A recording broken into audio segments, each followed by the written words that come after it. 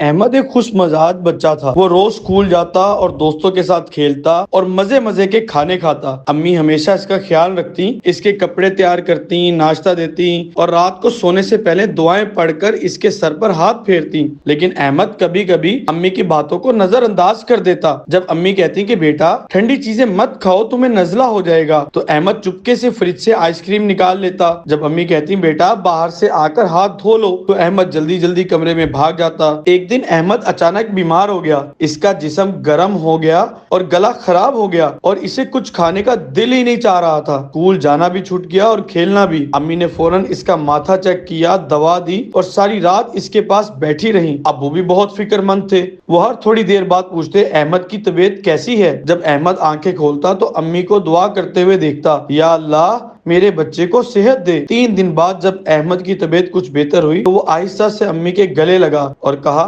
امی آپ میرے لیے ساری رات جاگتی رہیں، میں نے آپ کی باتیں نہیں مانی، آئندہ آپ کی ہر بات مانوں گا۔ امی نے مسکرا کر کہا، بس میرے بچے تم ٹھیک ہو جاؤ، یہی میرے لیے سب سے بڑی خوشی ہوگی۔ سبق یہ ہے کہ ماں باپ کا پیار اور دعائیں ہماری سب سے بڑی دولت ہیں، ہمیں ان کی بات ماننی چاہیے اور ان کا شکر گزار ہونا چاہیے۔